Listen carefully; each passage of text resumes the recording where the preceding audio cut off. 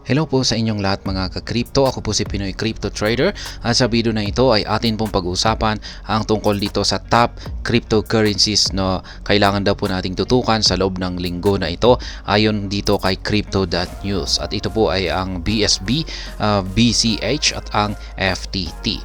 At ayan, bago po tayo magpatuloy ay nais ko lamang po munang bigyang linaw ang aking disclaimer kung saan ang nilalaman po ng video na ito ay hindi po ito isang financial advice. For education and information purposes lamang po ang layunin nito. Maliban po dito ay nais ko na rin pong magbigay babala na wala pong kahit anumang group chat ang Pinoy Crypto Trader. Ayan, sabi po rito ay ang linggong ito ay nagpakita ng halong-halong mga damdamin sa gitna ng isang yugto ng consolidation na may global cryptocurrency market cap na bumaba mula $1.66 trillion hanggang $1.65 trillion. Ang ilang mga asset ay lumaban sa trend habang ang iba ay sumuko sa bearish pressure. Ayan, BSB crosses $100. Ang Bitcoin SV ay isa sa mga pinakamahusay na performers ngayong linggo. Ngunit ang mga maagang kilos ng presyo nito ay hindi ganap na nakapag-udyok sa mga market watchers. Ang token ay nagsimula ng linggo na may 4% na pagtaas, ngunit nawala ang mga ganitong kinita ng ito ay bumaba ng 2.05%. Ayan po yung kanyang aktual na chart. Ayan, ang pagbagsak na ito ay agad na sinundan ng isang malaking pagbawi o recovery na nakita ang BSB na nagpahalaga ng 73.32% mula December 27 hanggang December 28. Ang asset ay nagrally ng isa pang 4.49%. Sa huli ay muling nag-angkin ng $100 na mahalagang psychological price level sa unang pagkakataon mula noong April 2022. Ayan, ang Bitcoin SV ay ngayon ay bumaba sa ibaba ng $100 na antas or price level. Ngunit ito ay nagpatuloy ng kanyang upward momentum. Kasalukuyang pataas ng 101% ngayong buwan.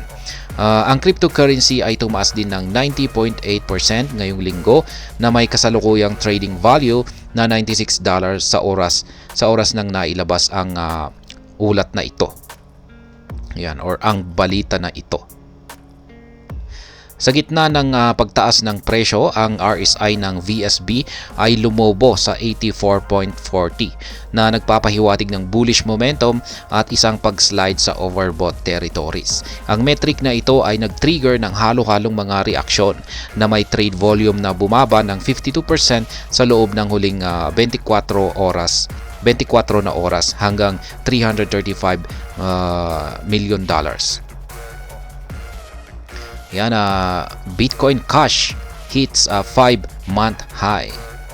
Ang Bitcoin Cash ay lumilitaw na ginagamit ang market-wide uptrend sa mas mabagal na bilis, habang ang ibang mga crypto asset ay nakakuha ng kanilang mga pre-FTX at pre-Terra heights. Ang BCH ay nabigo na maging eclipse ang mga numero na ito ay naabot noong Hulyo.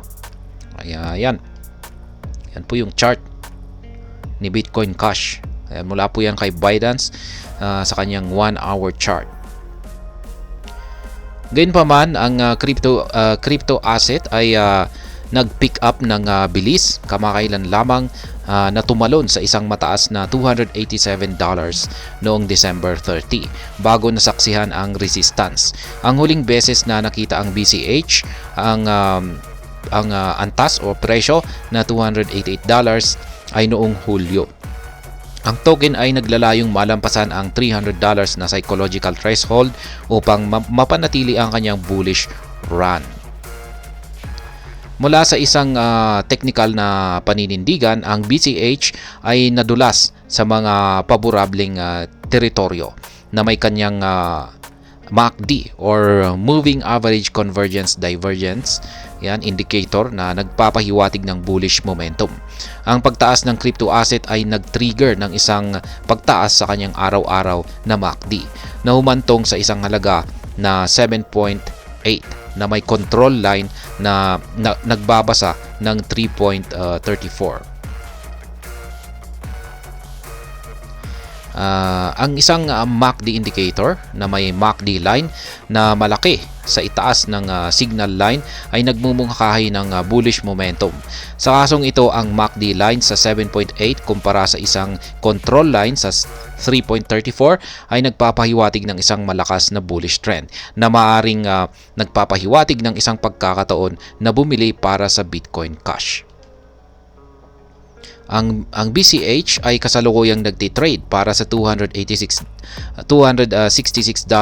pataas ng 18% ngayong linggo. Sa gitna ng price rally, ang Commodity Channel Index or CCI ng crypto asset ay lumobo sa 171 na nagpapahiwatig na ang presyo ay maaring overbought.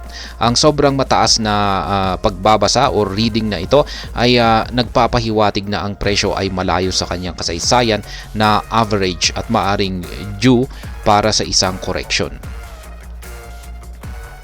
FTT holds above $3. Ayan, ang FTX token ay pumasok sa linggo na may bearish outlook. Ngunit mula noon ay nag-engineer ng isang comeback na naglalayong lampasan ang antas or level na ito. Sa kabila ng comeback, ang token ay patuloy na bumaba sa nakaraang linggo na may 8% na pagbagsak mula noong araw ng Pasko. Yan po yung kanyang chart.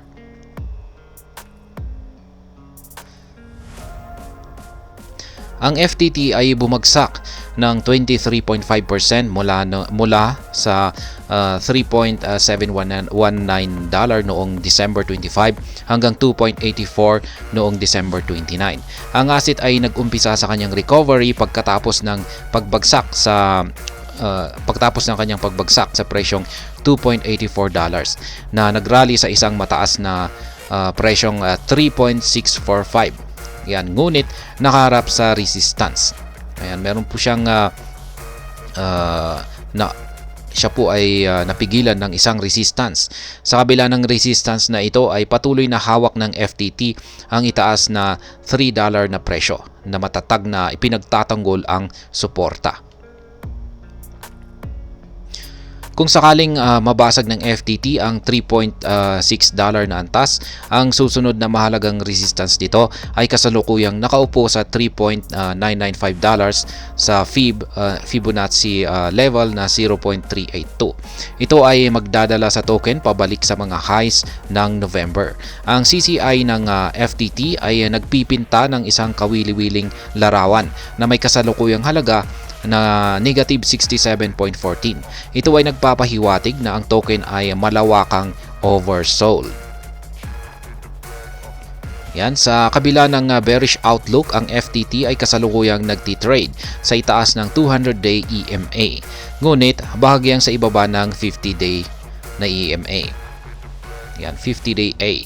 Ayan, ang pattern na ito ay nagmumungkahi ng halo-halong mga damdamin or sentiments. Ayan, may asset na nagmamalaki ng isang bullish long-term prospect ngunit isang bearish short-term outlook. Ayan. Hanggang dito na lamang po tayo sa video na ito. Sana po ay inyong nagustuhan ang aking paliwanag dito. Kung inyo po itong nagustuhan ay pakiclick lamang po ang like button nito. Para naman po sa mga bago lamang dito, kayo po ay aking inaanyayahan para mag-subscribe. Pakiclick na rin po ang notification nito.